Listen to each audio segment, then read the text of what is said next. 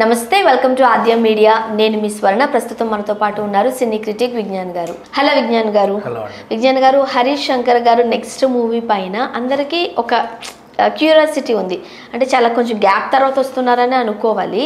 So Balakrishna గారితో చేయబోతున్నారు, రవితేజ గారితో చేయబోతున్నారు అంటూ ఎవరి సినిమా ముందుండే ఛాన్సెస్ ఉన్నాయి? ఫస్ట్ రవితేజతో ఉంటుంది, ఆల్రెడీ అది చేస్తున్నారు.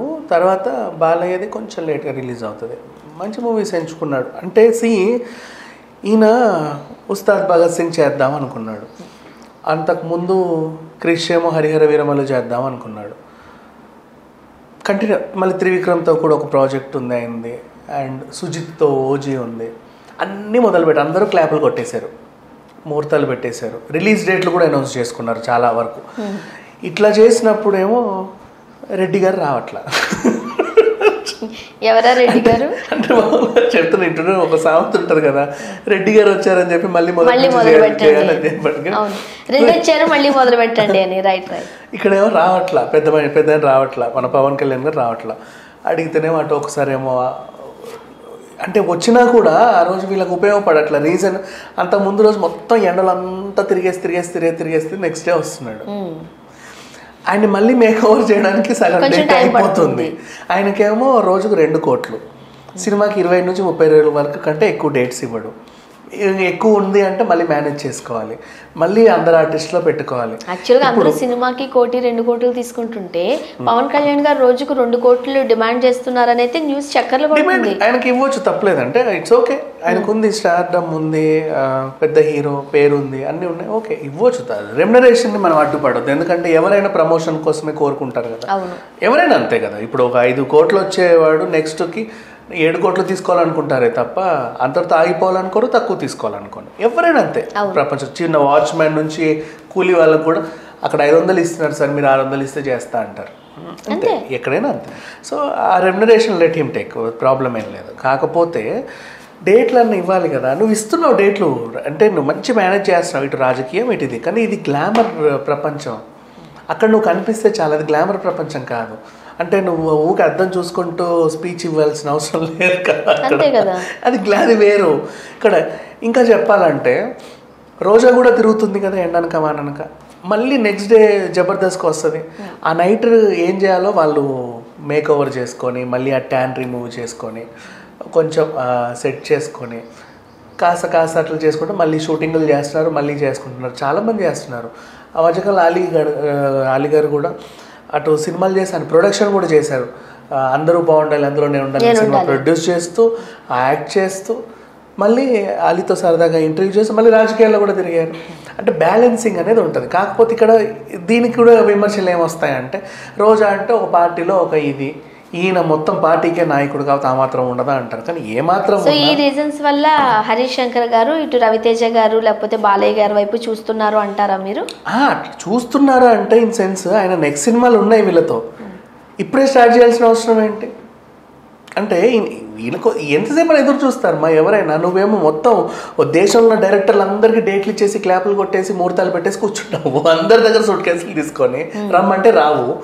వీళ్ళ క్రిష్ కూడా బాలయ్య షోకి వచ్చినప్పుడు ఇండైరెక్ట్గా ఆయన అడిగాడు, షూటింగ్కి లేట్ వచ్చినప్పుడు మీకు ఏమన్నా అనిపించిందా, మీ వల్ల ప్రొడ్యూసర్ ఇబ్బంది పడ్డవి, డైరెక్టర్ ఇబ్బంది పెట్టినవి ఉన్నాయా అంటే డైరెక్ట్ మొహం మీద అడిగాడు. అంటే అప్పుడు ఆయన పెయిన్ తెలుస్తుంది మనకి. ఆయన అనుకున్న టైంకి రిలీజ్ పాపం క్రిష్కి అన్ని ఇట్లాగే అవుతున్నాయి తెలుసా. మహానాయకుడు కథానాయకుడు టైంలో కూడా మధ్యలో బాలయ్య చేతికి వెళ్ళింది, కంగనా రనౌత్తో కూడా మధ్యలో ఆ పిల్ల డైరెక్షన్కి. అట్లా ఆయన కెరీర్ లాస్ట్ తీసుకుంటే ఎట్లన్నా ఈసారి పవన్ కళ్యాణ్తో ప్రూవ్ చేయాలి అనుకుంటే ఇట్లా అయిపోయింది. అంటే ఉంటుంది కదా ఎవరికైనా ఒక డైరెక్టర్, వాళ్ళ కెరీర్ కూడా వాళ్ళకి ఇంపార్టెంటే కదా. అలానే క్రిష్ ఏమన్నా సాదా సీదా నార్మల్ డైరెక్టర్ కాదే, మంచి డైరెక్టర్, చాలా మంచి డైరెక్టర్. గౌతమి పుత్ర లాంటి సినిమానే 6 నెలల్లో తీసేశారంట. కొన్ని డేస్లో, ఇన్ని డేస్ 180 days 170 days మంచిగా మాట్లాడుకున్నారు. అంటే ఇట్లా బాహుబలి లాంటివి 5 ఏళ్ళు పట్టిందంటే మేము గౌతమ్ పుత్రకి ఇన్ని రోజుల్లో చేసాము అని చెప్పేసి చెప్పారు. ఇప్పుడు మనం గుణశేఖర్ శాంతలు కూడా చాలా రోజులు పట్టింది. బట్ ఆయన ఇట్లాంటి పీరియాడికల్ డ్రామాలు తీసినా సరే ఆయన టైం అనేది ఇస్తే ఆ టైంలో ఫినిష్ చేసే డైరెక్టర్ ఆయన. సో ఆ రకంగా చూసుకుంటే వాళ్ళని కూడా ఎంకరేజ్ చేయాలి. అట్లా సార్కి రాత్రి లేట్ అయిందంట, ఎక్కడున్నారు, ఫలానా ఊర్లో ఉన్నారు, మరి ఎప్పుడు వస్తారా, పడుకొని ఎర్లీ మార్నింగ్ వచ్చేస్తారు, టెన్షన్ లేదు. వచ్చారు కదా, జర్నీ చేశారు కదా సార్, కొంచెం రెస్ట్ తీసుకుంటున్నారు. ఇవన్నీ తర్వాత సెపరేట్ జోనర్స్ ఎవరికి వాళ్ళకి ఆ సినిమా లేకపోతే ఆ సెట్ లో ఉండడం చాలా ఇంపార్టెంట్. రెస్ట్ అయిపోయిందా అంటే మొహం ఏంటంటే నిన్నంతా జర్నీలో అక్కడంతా ఇట్లా అయిపోయింది, ఇట్లా అయ్యింది, ఆ ఊరంతా ఇట్లా కొంచెం సెట్ చేయాలి, ఉండండి మధ్యాహ్నం పెట్టుకోండి, ఏమైంది లంచ్ చేశారు, ఈ లంచ్ టైం అయింది, తర్వాత పడుకునే వాళ్ళు మూలిగే వాళ్ళు, 4 గంటలకు నువ్వు నిదానంగా రంగేసి కూర్చుంటే ఒక షాట్ వస్తుంది, ఇట్లా అంటావు ప్యాకప్. ఇంకేం చేస్తున్నావు నువ్వు?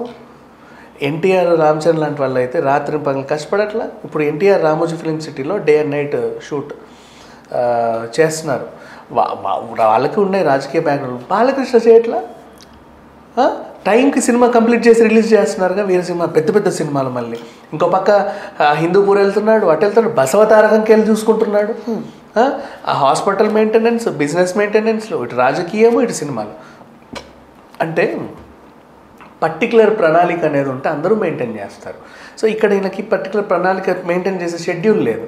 అండ్ ఈ కథలన్నింటిలో కూడా త్రివిక్రమ్ వేలు, ఆయన ఉండట్లేదు కదా. త్రివిక్రమ్ చూసి సెటిల్ చేసి ఇట్లా ఉంటే బాగుండు, అట్లా ఉంటే బాగుండు అని చెప్పి వాళ్ళకి మొత్తం షెడ్యూల్ అంతా త్రివిక్రమ్ గారు చేసినప్పటికీ ఉండాల్సింది అయితే పవన్ కళ్యాణ్ గారే కదా. రావట్లేదు, రాకపోతే చాలా సింపుల్గా చెప్తున్నారు, పర్లేదులే అంటే కొంచెం రేపు పెట్టుకుందాం అంటే. నీకు అనిపిస్తుంది అలా రేపు పెట్టుకుందామని? హీరోలకు అడ్వాన్స్లు ఇచ్చి సుట్ కేసులు తీసుకొని అందరికీ డేట్లు ఇచ్చి కూర్చుంటే నెక్స్ట్ ఏమో ఎలక్షన్లు, ఇటేమో 5-6 సినిమాలు సైన్ చేసావు. ఆ ఎలక్షన్లో నువ్వే లీడర్, నీ వెనకాల ఇంకెవడు లేడు మాట్లాడడానికి, మీ అన్నయ్య నాకు తప్ప. అవునా? నువ్వు ప్రతి నియోజకవర్గంలో యాక్టివ్గా ఉండాలి, ఈ టైంలో ఇంకా ఎక్కువ ఉండాలి. నీకు బాగా డేట్స్ కావాలి, పొద్దున్న నుంచి సాయంత్రం వరకు జనాల్లో తిరగాలి, అటు అది ఉండాలి. మళ్ళీ ఇప్పుడు వీళ్ళ దగ్గర అంతా సినిమాలు పూర్తి చేయాలి. ఎప్పుడు చేస్తావు ఇవన్నీ? అంటే ఒకేసారి మొత్తం అన్ని నెత్తి మీద వేసేసుకొని అది కాకుండా ఇది కాకుండా. నాకు ఎట్లా అనిపించింది అంటే, తారక రత్నది స్టార్టింగ్ 9 సినిమాలు గుర్తుందా నీకు? ఫస్ట్ డే 9 సినిమాలు క్లాపులు కొట్టి ఏది పూర్తిగా రికార్డు సృష్టించారు కదా, కానీ ఏది పూర్తిగా ఒకటి రిలీజ్ అయింది అందులో. లాస్ట్ ఇక్కడ కూడా అదే పరిస్థితి అవుతుంది ఏమని. ఇప్పుడు ఇక్కడికి 2 ఇటు అటు కాకుండా ఏం చేస్తారో అనేది చూడాలి. సరే, ఏదేమైనప్పటికి కూడా ఇప్పుడు ఇక హరీష్ శంకర్ గారి విషయానికి వస్తే, అదేంటిది రవితేజ సినిమా ఆల్రెడీ మొదలు పెట్టేశాడు. తర్వాత బాలయ్య సినిమా ఉంది. రవితేజ హరీష్ శంకర్ ఆల్రెడీ మిరపకాయ కాంబినేషన్ తెలిసిందే, వీళ్ళకి మంచి ర్యాపో ఉంది. షాక్ నిజంగానే షాక్ ఇచ్చింది ఆ సినిమా. షాక్ ఇచ్చినప్పటికీ సినిమా బాగుంటుంది. అంటే ఆ టైంలో అది ఏంటో ఎక్కలేదు, కానీ నిజంగా బాగుంటుంది. షాక్లో వీళ్ళ ఎమోషన్స్ అన్ని బాగుంటాయి. ఫస్టే ఇంటికి రాగానే చంపేస్తాడు, తర్వాత జ్యోతిగా జైలు చుట్టూ తిరగడం, ఒక టైప్ ఆఫ్ ఎమోషన్. అది ఎందుకో ఎక్కల. తర్వాత ఈమె చనిపోతే ఆయన తిరగడం సంథింగ్. బట్ నాకైతే ఇష్టం షాక్ మూవీ. సో అట్లా చూసుకుంటే వీళ్ళకి. సో అసలు హరీష్ శంకర్ గారు బాలయ్య గారిని, రవితేజ గారిని 2 పవర్ఫుల్ పార్ట్స్ ఎలా చూపించబోతున్నారు అనుకోవచ్చు? బాగానే చూపిస్తాడు. మిరపకాయ అంటే ఆల్రెడీ వీళ్ళకి అలవాటైన సిచ్యువేషన్. ఇంకా బాలయ్య గారు అంటే ఇప్పుడు కొత్తగా ఈ జోనర్లకు ఎంట్రీ ఇచ్చాడు. అప్పటి వరకు ఆయన అవే ఫ్యాక్షన్ డ్రామాలు చేసుకుంటే ఇప్పుడు కొత్తగా అన్నీ చేస్తున్నారు. అండ్ ఆయనకు మంచి క్రేజ్ ఉంది, ఈయనకు ఉపయోగపడుతుంది, ఆయనకు ఉపయోగపడుతుంది. సో అట్లా చూసుకుంటే రన్ అవుతుంది. 2 బాగానే ఉంటాయని అనిపిస్తుంది. ఇది గల ముందు పూర్తవ్వాలి ఉస్తాద్ భగత్ సింగ్.